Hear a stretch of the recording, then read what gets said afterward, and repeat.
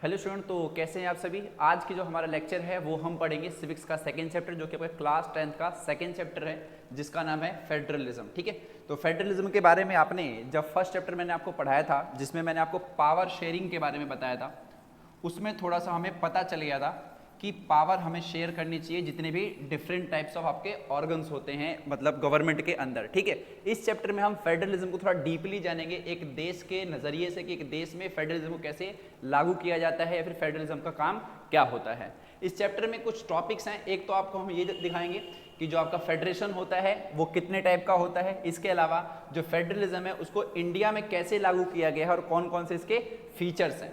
ठीक है, और लास्ट में हम एक चीज देखेंगे, डिसेंट्रलाइजेशन इन इंडिया। तो चलिए फिर स्टार्ट करते हैं।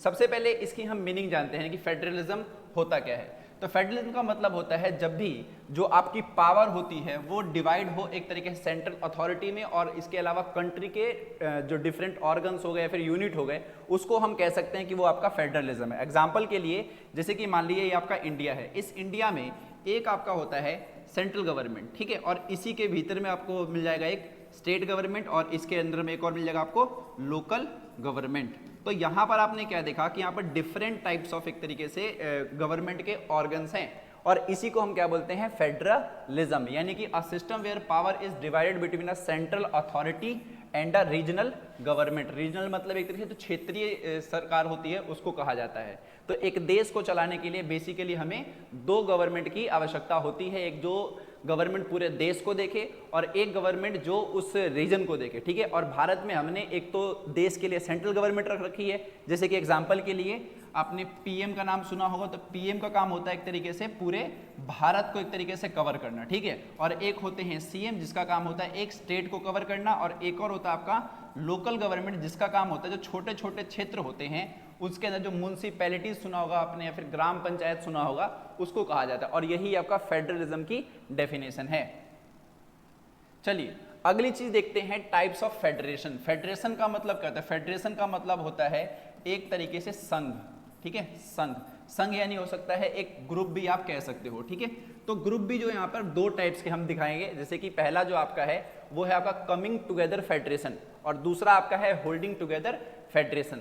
तो जिस तरीके से आप यूएसए को देखते हैं, इस यूएसए में जो तरीका अपनाया गया है वो तरीका है आपका कमिंग टुगेदर फेडरेशन। इसमें क्या है, इंडिपेंडेंट स्टेट्स होते हैं और वो सभी मिले होते हैं और किसी एक आइडिया पर चल रहे होते हैं। ठीक है, वही इंडिया में क्या होता है, वो होता है होल्डिंग टुगेदर फेडरेशन। इसमें क्या होता है कि a large country divides power among regions to maintain unity. पहले इसका एग्जांपल देखते हैं। एग्जांपल देखेंगे, friends forming a club with common rules but equal से। यहाँ पर क्या है कि हमने एक मान लीजिए क्लब बनाया सभी दोस्तों ने मिल करके, ठीक है, और उसमें कॉमन रूल्स हैं, ठीक है, और सबका कहना एक ही है।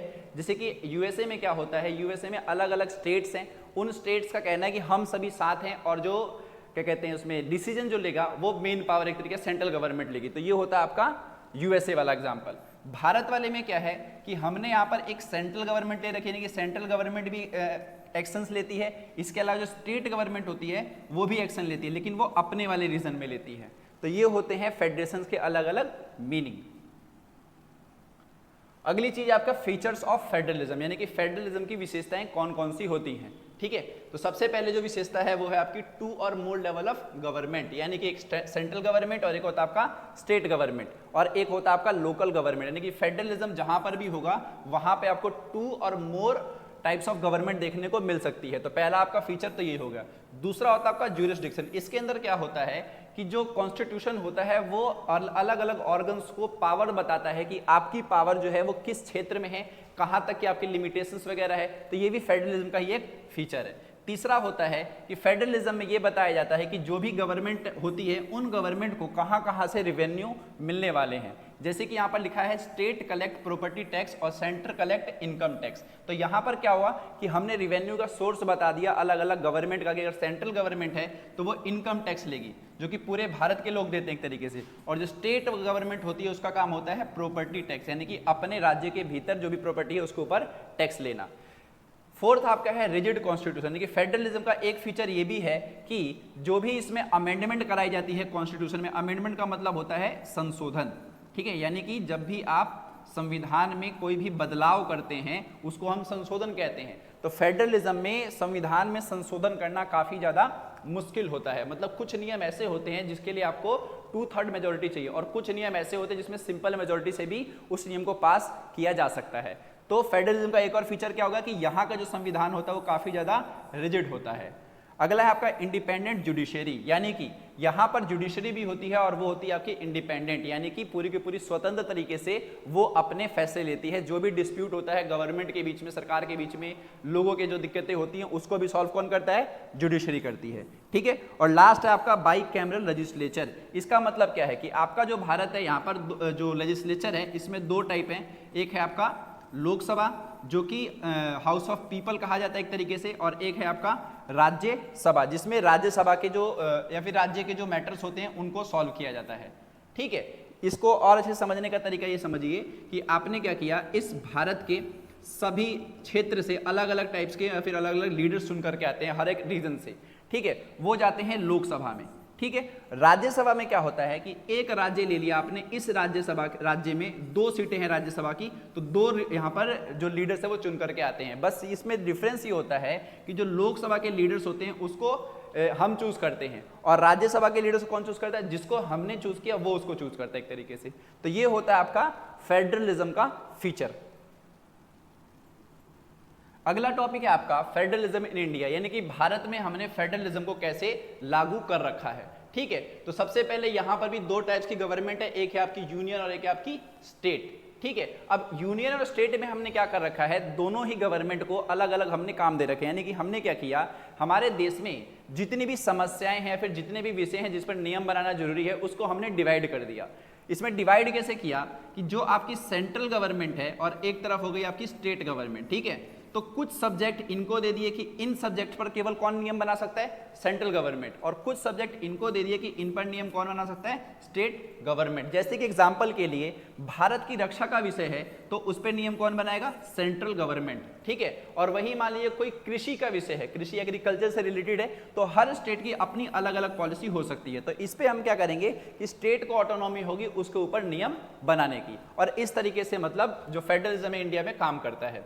तो जिसपे भी या फिर जो भी सब्जेक्ट जिस पे नियम कौन बना रहा है? सेंट्रल गवर्नमेंट, उसको हम क्या बोलते हैं? Union list. जिस पे स्टेट बनाता है उसको बोलते हैं स्टेट लिस्ट। और एक लिस्ट और होती है जिसको हम बोलते हैं कॉन्करेंट लिस्ट। इसमें क्या होता है, जो ऐसे नियम जो दोनों मिल करके बनाते हैं, जैसे कि मान लीजिए एग्जाम्पल के रूप में जो विवाह का नियम है, विवाह का नियम का मतलब इसमें जो डेट फिक्स करी जाती है, डेट यानी कि एज फिक्स करी जाती है कि वुमेन्स की इतनी एज पर शादी होगी, तो इसमें क्या होता है, सेंट्रल गवर्नमेंट और स्टेट गवर्नमेंट दोनों मिलकर के इस पर नियम बनाएंगे। तो इनको हम क्या बोलते हैं?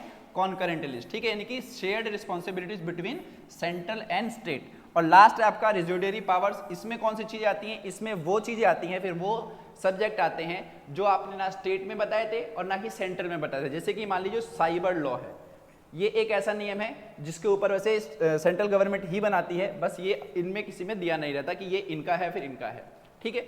और लास्ट है आपका मैटेरिकल फेडरलिज्म। इसमें क्या होता है? Special provision for certain states, यानी कि इसमें हम क्या करते हैं, कुछ राज्य को विशेष राज्य का दर्जा दे दिया जाता है। ऐसा क्यों होता है? क्योंकि वो जो राज्य होते हैं उनको भारत में जब मिलाया गया था तो कुछ अलग तरीकों से मिलाया गया। जैसे कि मान लीजिए जम्मू एंड कश्मीर का अगर हम मुद्दा देखें तो वो मुद्दा 1948 से चलता आ रहा है, जिसको मोदी गवर्नमेंट ने सॉल्व किया। यानी कि जो उसको स्पेशल स्टेटस मिला हुआ था, स्पेशल स्टेटस में क्या था कि वहां पर दोहरी नागरिकता थी, यानी कि जम्मू कश्मीर के लोग भारतीय भी थे और जम्मू कश्मीर के भी थे, लेकिन हम सबके साथ ऐसा नहीं था, हम केवल भारतीय थे। और इस तरीके से, और इसमें विशेष में एक चीज और थी कि यहाँ पर जो जम्मू एंड कश्मीर की बता रहा हूँ मैं, इसमें जो भी नियम पास होते हैं गवर्नमेंट ऑफ इंडिया के जरिए वो सारे नियम यहाँ पर लागू नहीं होते थे। तो इस तरीके से आप समझो कि इनको विशेष राज्य का दर्जा मिला हुआ था। तो ऐसे भी करके होता है कि फेडरलिज्म में हम किसी अलग अलग स्टेट को अलग अलग नियमों के जरिए उनको विशेष प्रावधान दे देते हैं। और इसके अलावा मान लीजिए कोई स्टेट ऐसा है जैसे कि मान लीजिए बिहार हो गया और झारखंड हो गया, अब इनकी जो दशा है वो बहुत ज़्यादा खराब है। दशा खराब का मतलब है कि इनकी आर्थिक स्थिति बहुत ज़्यादा खराब है।